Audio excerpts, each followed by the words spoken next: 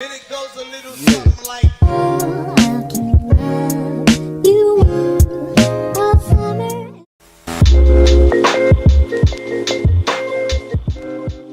Hello po. Good afternoon to all. My name is Rose and Almonte, third year BSIT, section 851. And today we're going to disassemble and assemble a computer system unit. And ito po yung gagamitin natin. Ito po yung i-assemble and disassemble natin. And this is what we call system unit. And system unit is the main part of a desktop computer. It is also known as a tower or chassis. Yan. It includes motherboard, CPU, and other stuff inside of it. Okay. So, disassemble po muna natin siya. So, nakikita niyo po dito is meron lang siyang casing. Tawag nila is case. Yan. And then, dito is meron siyang USB port. Yan. And then, yung power button. Ito po yun. Power button. And then, sa likod niya, nasa likod niya po yung mga other slots. Okay.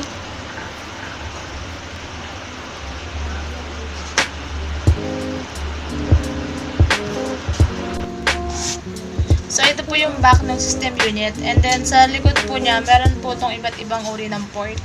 So, ito pong kulay violet is, ito po yung PS2 keyboard port.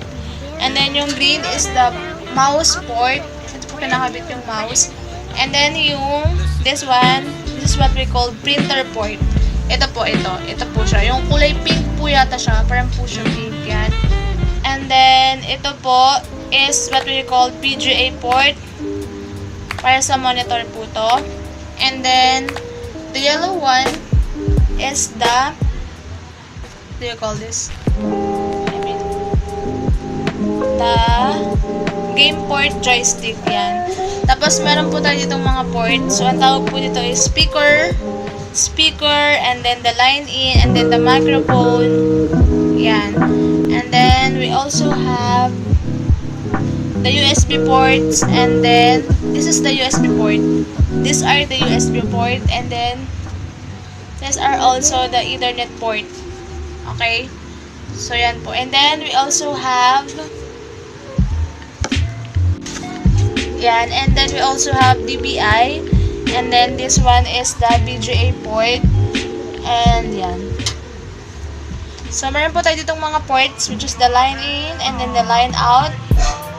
Okay, meron din tayong subwoofer, and then the microphone port. Yan. Yan po yun. Okay. So, ito lang po yung front part ng computer.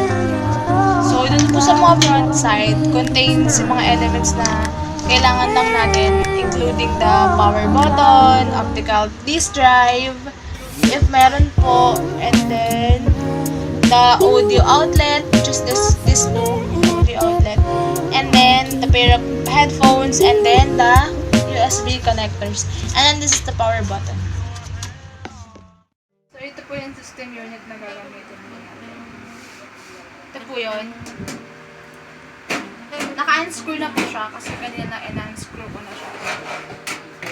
So, inside of this CPU, system unit, is meron pong, ito po yung mga wires, cables. What do you call this? Wires. And then, ito po yung ito po yung power supply. Nagagaling po dito yung kuryente. Ano po? Tapos, ito po yung exhaust fan or yung cooling fan. If I'm not mistaken. Tapos, dito po yung memory card. Yan, ito po yun. Memory card. And then, this one is the video card. Ito po yung video card. And then, we also have the HDD or the hard disk drive. Ito po yun. Yan. And ito yung wire niya. Ito po yung SATA. Tapos, tatanggalin po natin muna yung mga saksak. tatanggalin po muna natin yung mga slot. Ay, yung mga saksakan sa slot. Yan. Yan. Yan. And also, tatanggalin din po natin yan sa HDD. And then, the SATA connectors. Ito po yung hard disk drive. And then, of course, yung sa ito. Yan. Ito po yung SATA. And then, also this wire. Yan. Ito po. Yan. Tanggal na po siya. And the other one.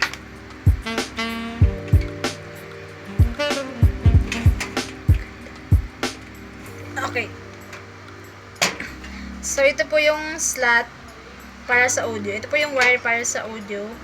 And then, the other one is this one.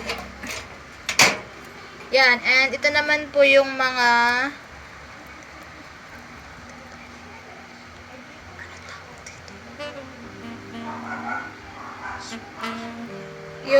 ito yung yellow. This is the power supply. Ito. And also, this is for the LED. And then, ito yung HDD LED power supply para po sa LED. And then,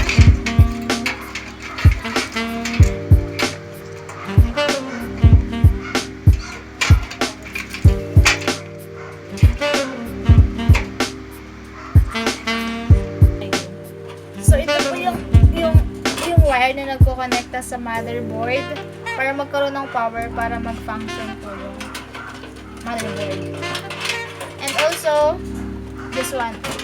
Yan. This is also a wire. Yan. And then, this one. Ito po yung wire ng fan. Ito po yung wire na galing sa fan processor. Yan. This one. And also, the memory. Tatanggalin po natin yung memory, which is this one. Yan. Ito po yung memory. And then each one of these contains a little bit. Ito po yung memory na nagpa-process kung saan nag-store siya ng access data. And then,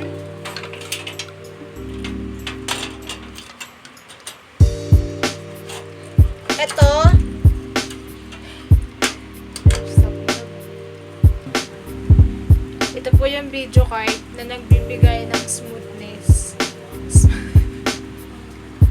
Ito po yung video card na nagbibigay ng smoothness sa ating PC. And, meron po siyang slots, which is the video slots, the S-video slot, and then, sa monitor. Yan. Game na lang. So, i-unscrew po natin yung processor para makita natin yung CPU. Inside of this. Yeah. So, ito po yung processor.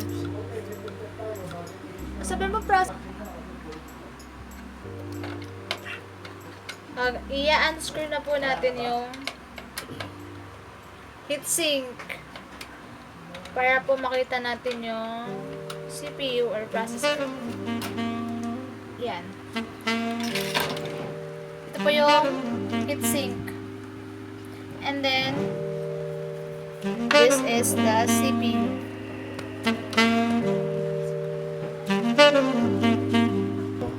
Ano sabihin? Tatanggalin po natin yung power supply. I-unscrew po natin yung power supply.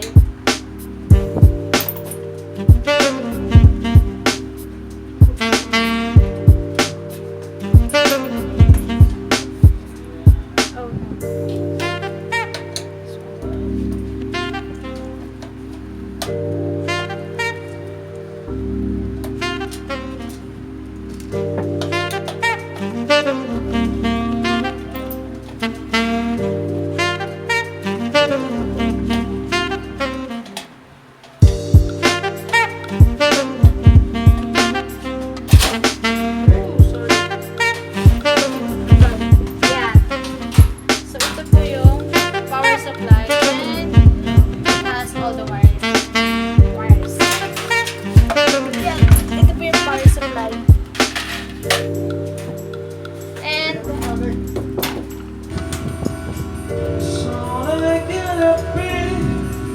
tatanggalin po natin next yung cooling fan.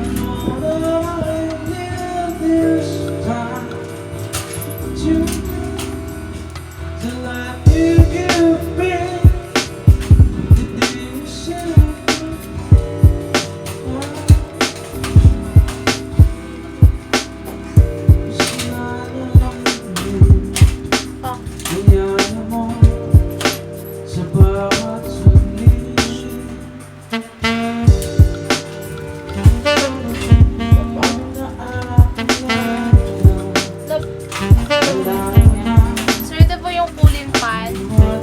Yan. This one. And then,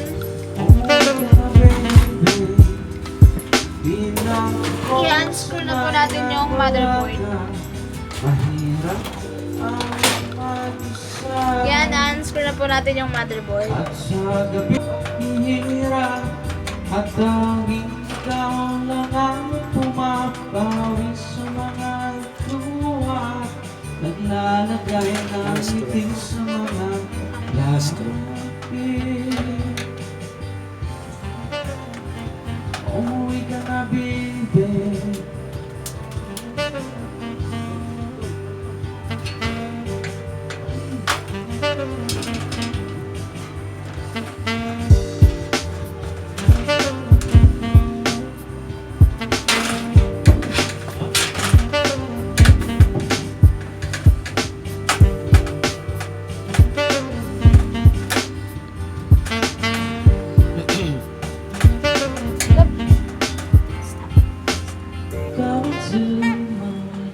Okay, so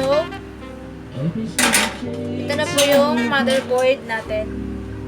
So yung motherboard, it is the main circuit board of computer and also known as a main board or logic board, and it has all the expansion slots, including this one, this one, this one, this one. This is the speaker.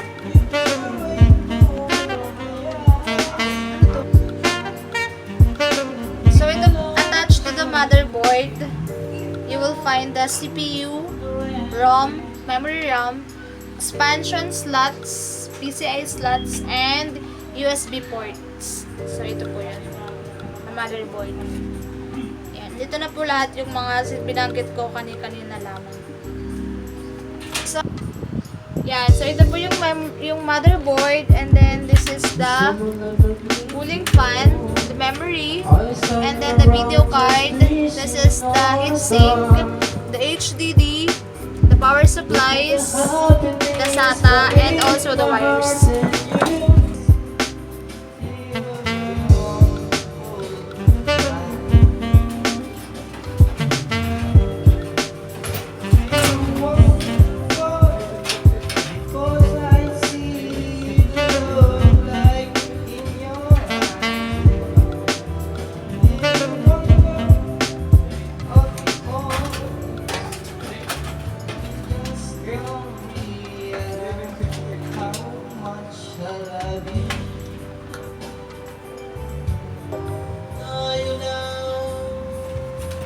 Sa liwanag ang takot na nasa isip lamang. Tama na, nagatali sa